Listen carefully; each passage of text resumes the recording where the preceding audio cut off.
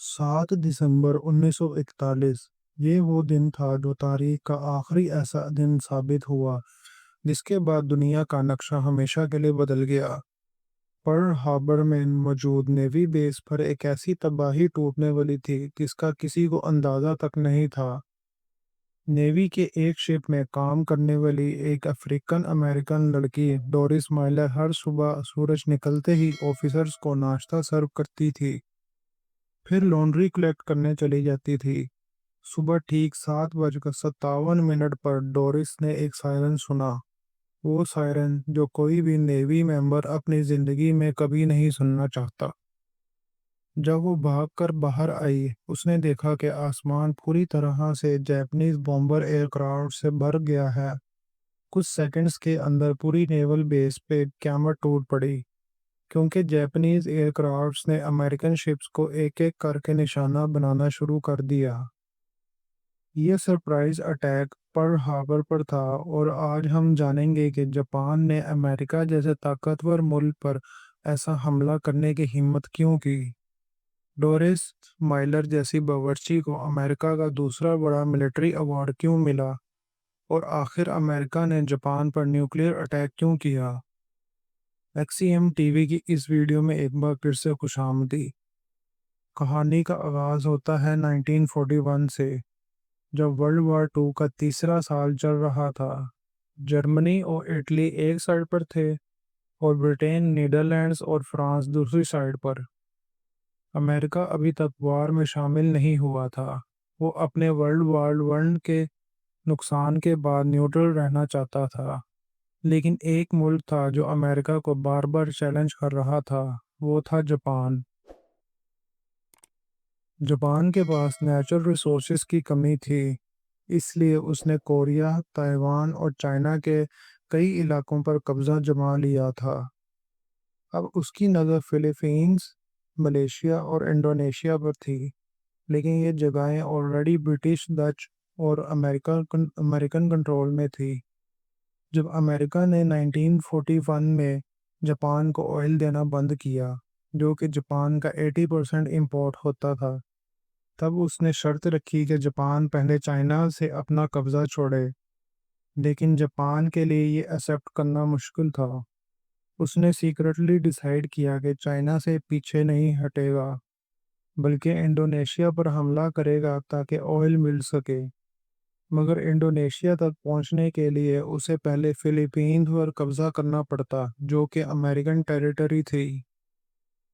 Japan को मालूम था कि अगर उसने फिलीपींस पर हमला किया तो जवाब में अमेरिका पर्ल हार्बर से काउंटर अटैक करेगा। इसलिए उसने डिसाइड किया कि पहले ही पर्ल हार्बर को उड़ा दिया जाए। जापान ने एक मैसिव नेवल फ्लीट तैयार की। 2 बैटल शिप्स, 29 सबमरीन्स, 30 डिस्ट्रॉयर्स और 414 बॉम्बर एयरक्राफ्ट्स को 6 एयरक्राफ्ट कैरियर के जरिए हवाई के करीब भेजन।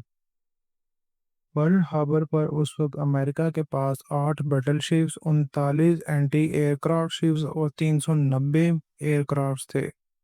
अमेरिका के पास काफ़ी फोर्स थे, लेकिन जापान का प्लान इतना सीक्रेट था कि किसी को इसके बारे में पता नहीं चला। जापान की फोर्स ने 8,000 किलोमीटर का फासला तय किया और सिर्फ 370 किलोमीटर दूर आके एयरक्राफ्ट्स को टेक ऑफ करवाया। सुबह 7 दिसंबर 1941, 7:57 पर 350 जापानीज एयरक्राफ्ट्स ने 2 ग्रुप्स में पर्ल हार्बर पर एक बड़े हमले का आगाज किया। अमेरिका इस सरप्राइज अटैक के लिए बिल्कुल तैयार नहीं था, और 45 मिनट तक पहला ग्रुप गोलियां की बरसात करता रहा। 10 मिनट के बाद दूसरी वेव भी आ गया और बेस को और ज़्यादा तबाह कर दिया। ये हमला 1 घंटा 15 मिनट तक चला। इस दौरान अमेरिका की बैटलशिप पर डोरिस माइलर भी था, जो कि एक बावर्ची थी जिसका जिक्र हमने स्टार्ट में किया था। जब डोरिस ने सायरन सुना तो वो बाहर गई, लेकिन उसकी शिप पे एक जापानीज टॉर्पेडो लग चुकी थी। कैप्टन और कई ऑफिसर्स जख्मी हो चुके थे। डोरिस ने तन्हा उन्हें सेफ जगह ले गई اور پھر ایک anti aircraft machine gun پہ خود کھڑی ہو گئی بغیر کسی فارمل ٹریننگ کے، اور 6 جیپنیز ایئر کرافٹس کو گرا دیا۔ اس بے مثال بریوری پر اس کو نیوی کراس سے نوازا گیا، جو کہ امریکہ کا سیکنڈ ہائیسٹ ملٹری آنر ہے۔ یہ حملہ امریکہ کے لیے ایک ایسی آنکھ کھول دینے والی بات تھی کہ اس نے اگلے دن ہی جاپان کے خلاف جنگ کا اعلان کر دیا۔ اگلے 3 مہینے امریکہ نے اپنی نیول بیس کو دوبارہ ریسٹور کرنے پر لگائے۔ اپریل 1942 میں امریکہ نے جاپان کے کیپٹل ٹوکیو پر پہلا ایئر اسٹرائیک کیا۔ یہ ورلڈ وار 2 میں امریکہ کا پہلا اٹیک تھا، اور اس کے بعد امریکہ نے پیچھے نہیں دیکھا۔ اگلے 4 سال تک دونوں ملکوں کے درمیان شدید جنگ چلی۔ جاپان کمزور ہوتا گیا لیکن سرنڈر نہیں کیا۔ آخر اگست 1945 میں امریکہ نے اپنے آخری اور سب سے ڈینجرس کارڈ کھیلا۔ 6 اگست 1945 صبح 8 بجے ایک بوئنگ B-29 ایئر کرافٹ نے ہیروشیما پر لٹل بوائے نیوکلیر بام گرا دیا۔ 43 سیکنڈز کے اندر ایک شدید دھماکہ ہوا، سب کچھ وائٹ ہو گیا، پر ایک آگ کا گولہ زمین سے آسمان تک آ گیا۔ ٹمپریچر 5000 ڈگری سیلسیس تک چلا گیا۔ ہیروشیما کا 80% حصہ مٹی میں مل گیا تھا۔ جاپان کے لیڈرز ابھی اس سے سنبھل ہی رہے تھے کہ 9 اگست کو امریکہ نے ناگاساکی پر دوسرا نیوکلیر بام گرا دیا۔ اس کا نام تھا فیٹ مین۔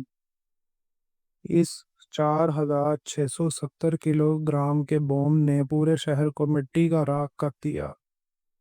یہ دونوں بم تاریخ کے پہلے اور آخری نیوکلیئر اٹیکس تھے جو انسانوں پر کیے گئے۔